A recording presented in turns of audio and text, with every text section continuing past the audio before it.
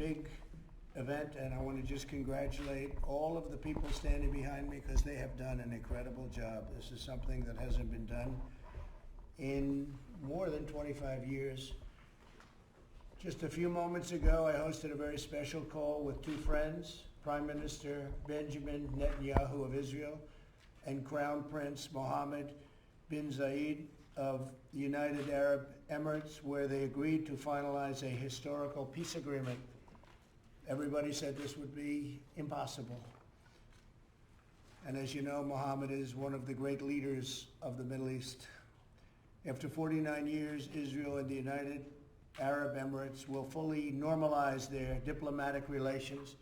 They will exchange embassies and ambassadors and begin cooperation across the board and on a broad range of areas, including tourism, education, healthcare, trade, and security. This is a truly historic moment. Not since the Israel-Jordan peace treaty was signed more than 25 years ago has so much progress been made towards peace in the Middle East. By uniting two of America's closest and most capable partners in the region, something which said could not be done, this deal is a significant step towards building a more peaceful, secure, and prosperous Middle East. Now that the ice has been broken, I expect more Arab and Muslim countries will follow the United Arab Emirates lead, and I want to just thank them for being. It's not surprising, knowing Mohammed so well, it's not surprising they are in that lead position, and normalize relations with Israel. We are already discussing this with other nations, very powerful, very good nations, and people that want to see peace in the Middle East. So you will probably see others of these, but this is the first one in more than 25 years. This deal will allow much greater access to Muslims from throughout the world to visit the many historic sites in Israel, which the Muslims want to see very badly and have wanted to see for many, many decades, and to peacefully pray at the Al-Aqsa Mosque, which is a very special place for them. My first trip as president was to Saudi Arabia in May of 2017, and my speech to the assembled leaders of 54 Muslim countries. Every single one was by their leader, their number one leader. It was an amazing, really an incredible event, a very important event. I made clear that the problems of the Middle East can only be solved when people of all faiths come together to fight Islamic extremism and pursue economic opportunity for people of all faiths. And when you look at what's happening, you're seeing a lot of progress is being made that nobody thought could possibly be made. And things are happening that I can't talk about, but they're extremely positive. I want to thank the leaders of Israel and the UAE for their courage and for their leadership to forge this tremendous agreement. It will be known as the Abraham Accord, and I'd like to ask our ambassador, David Friedman, to please explain why we're doing and calling it the Abraham Accord. David? Well, thank you, Mr. President, and congratulations to you on brokering this historic peace agreement. Abraham, as many of you know, was the father of all three great faiths. He's referred to as Abraham in the Christian faith, Ibrahim in the Muslim faith, and Avraham in the Jewish faith. And no person better symbolizes the potential for unity among all these three great faiths than Abraham, and that's why this accord has been given that name. It's a great thing. No. I wanted it to be called the Donald J. Trump Accord, but I didn't think the press would understand that, so I didn't do that. Avi, say a few words, please. Thank you, Mr. President. It's really been the honor of my life to work in your administration. I think this reaffirms your commitment to Israel, to the stability in the region. It's just a historic accomplishment, and it's peace. Peace is a beautiful thing, and it's something that everybody in the country should celebrate, I hope. And I'm just so honored to be here and serve in your administration. Well, you've done a great job, and Jared has done a fantastic job. People don't really understand the things that he's able to do. He's done a fantastic job on this, and you and your team, nobody else could have done it. I don't think anybody else could have done it. Jared, say a few words, please. Thank you, Mr. President. And I would like to say that I want to thank the President for his leadership on this historic peace effort. The President, like with all things, urged us to take an untraditional approach. You can't solve problems that have gone unsolved by doing it the same way that people before you have tried and failed. The President takes untraditional approaches. He does things in different ways, but he uses common sense, and he tries to unite people by focusing on common interests as opposed to allowing them to focus on their common grievances. And what happened was here is we were able to achieve results that others were not able to achieve, and this will advance the region, and this will advance the whole world. I would like to say to the people of the region, Muslims, Jews, Christians, that this does give hope, that the problems of the past do not condemn you to a future with conflict. There is a lot of hope and a lot of potential, and this will benefit you, and this will also benefit people here in America, because in America we used to have a big dependency on the Middle East for gas and for oil. Thanks to your leadership, America is now energy independent. We no longer have that, but a lot of American soldiers have fought for securing our allies in that region and making more peace there. Lessons our need as a country to have as many soldiers in that region, and lessons our need to have as many conflicts in that region. And obviously radical extremism, which we see as a cancer that has infected so many areas in the world. A lot of the extremists have used these conflicts to recruit people and to say that the mosque is under attack and that Muslims don't have access to the mosque. And now this will enable people to take flights from Dubai and Abu Dhabi directly to Tel Aviv. Muslims will be welcome in Israel, and this will create better interfaith exchange. So this is a tremendous step forward for peace in the world, for America, for Israel, for Abu Dhabi, and all would not have been possible without your leadership. So I just want to thank you. Very much. Thank you, Jared. What a great job. And what Jared said is so, though. We don't have to be there anymore. We don't need oil. We don't need anything there except friendship. We have some great friends. These are two countries that have been great friends, and we've been great friends to them.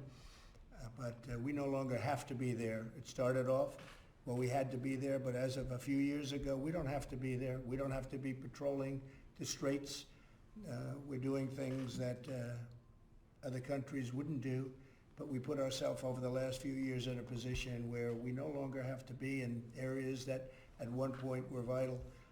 And that's a big statement, but we are there for our friends, and we always will be there for our friends. Robert, would you say a few words, please? Mr. President, thank you. The point I want to make, Mr. President, you inherited a Middle East that was a mess when you came to office, and this is one more historic step in bringing peace to the Middle East. First of all, there was a caliphate that was raging, an ISIS caliphate, and that physical caliphate was destroyed, and you brought justice to al-Baghdadi. You reassured our friends in Israel who had suffered at the end of the last administration with the UN resolution. You moved the capital to Jerusalem. You recognized the Golan Heights. In the broader region, you had a very difficult situation in Afghanistan where we were American soldiers were coming home injured, wounded, sadly in some cases dead. You've got a peace agreement now with the Taliban, and we're going to have less than half the number of troops in Afghanistan that were there when you started your term of office. And now you brought about this historic peace deal between the UAE and Israel. This is the first time in 25 years that Israel and an Arab country have normalized diplomatic relations and entered into a peace deal. And they're the two most capable countries in the Middle East, two very capable, very skilled, very innovative allies of the United States. So it's great for Israel, it's great for the UAE, but it's also great for the American people. So you came into office with a region that was really aflame, and you've brought peace to that region, and there's more to come. And so it's an honor to be part of your team, Mr. President, and to serve under your leadership. We do have a lot more to come in the Middle East. A lot of very positive things are happening, and you'll be seeing that taking place. But when we can get a leader like UAE to head the band and get along with Israel, that's a very big step. Would you please say a few words? You've done such a fantastic job. Please. Thank you, Mr. President. The Trump administration made history today. It's been an honor to be a part of this team that Jared has led. Peace between the Arabs and the Israelis is Iran's worst nightmare. And no one has done more to intensify the conflict between Arabs and Israelis than Iran. And what we see today is a new Middle East. The trend lines are very different today. And we see the future is very much in the Gulf and with Israel. And the past is with the Iranian regime. It clings to power on the basis of brute force. It has lost, it's facing a crisis of legitimacy and credibility with its own people. And the president's maximum pressure campaign has achieved historic results. Thank you. Great job you've done. Would you like to say something? Yes, sir. As a soldier who's been in every war since Desert Storm, it is an honor and a privilege for your leadership, Sheikh Mohammed bin Zayed and Prime Minister Netanyahu, to get to peace. So your vision and those leaders' vision on what we can do in the future is just incredible. So I would thank you as a soldier. Thank you very much. I appreciate it. Would anybody like to say a few words? Anybody here? Because you were saying plenty of words during that negotiation. And they got very quiet in front of the media. Mr. President. That happens on occasion. Mr. President, it's Yes, a please. historic moment. Thank you for letting us all be part of this. It is really extraordinary. Nothing is more important than peace. This is an unbelievable moment, and I would just echo what Brian Hook said. Your maximum pressure campaign, under your leadership, we've had the strongest sanctions on Iran, and your commitment to make sure that Iran will never have a nuclear weapon is part of the most important legacy for peace in the Middle East. So which is easier, dealing with the Democrats or dealing with the Middle East? Well, a lot of people never thought you'd get this type of deal, so I'll be I'll tell you, hopeful that we can deal with the I think, Democrats. the Middle East is more reasonable, actually. I'd like you two guys to say a couple of words. You've been so instrumental. Please. Sir, it's a privilege to serve in your administration. This is a remarkable achievement that'll stand the test of time. And we look forward to the prosperity and the peace this brings to the Middle East and the ways we'll be able to leverage that for the United States national interest. So it's a privilege, sir. Thank you. Thank you very much. And I would just echo what Rob said. Thank you for the opportunity to be part, and especially I want to thank Avi and the opportunity to serve in his negotiating team and to do something so historic. Thank you for this opportunity, Mr. President. This really changes the world. Thank you very much. Thank you. Thank you all very much.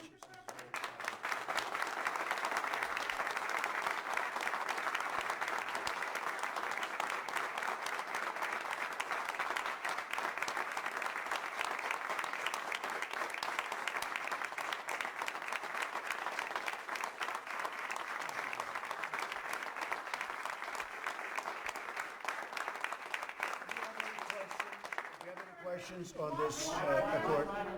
Steve, go ahead. Could you just describe the tenor of the conversation you had with the two other leaders? Was there any hesitation on their part No. to reaching this deal? No, it was like and love. It was a tremendous relationship, has been built up over the last, I would say, year. Before that, it was very tense, as everything in the Middle East is. It's very tense. It's a very tense place. But it's becoming less tense, and I have great relationships with all of the leaders, and some are enemies against each other, and I get along with both. That's, I guess, the big thing. People don't understand that about me. I've gotten along. Remember when I was elected, they said the war will start with somebody within days, and I've kept us out of war. You look at North Korea, everybody said, including President Obama, that's the biggest problem. Everybody said you'd be at war. Well, we're not at war. You would have been at war if I wasn't elected. It was somebody else. No, we're doing very well in the Middle East, and I'll tell you what, it's been an incredible thing. But no, it was tense, but the relationship has become a very good one between UAE and Israel, and also with other countries, many other countries. And I think you'll be seeing some very exciting things, including ultimately with the Palestinians. I think that's going to be happening at some point, because it makes a lot of sense for them to let it happen. Do you support annexation of Palestinian land by Israelis at this point? Well, we're talking to Israel about that right now, What actually. about this NASDAQ auction on Iran? Do you support that? Oh, you really know your stuff, don't you?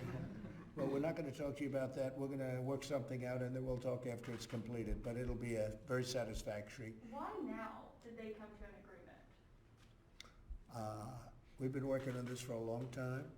It's been a labor of love for a lot of the people in this room, and a lot of them love Israel, and a lot of them love the Middle East, and they love the countries that we're talking about, like UAE as an example, standing right here.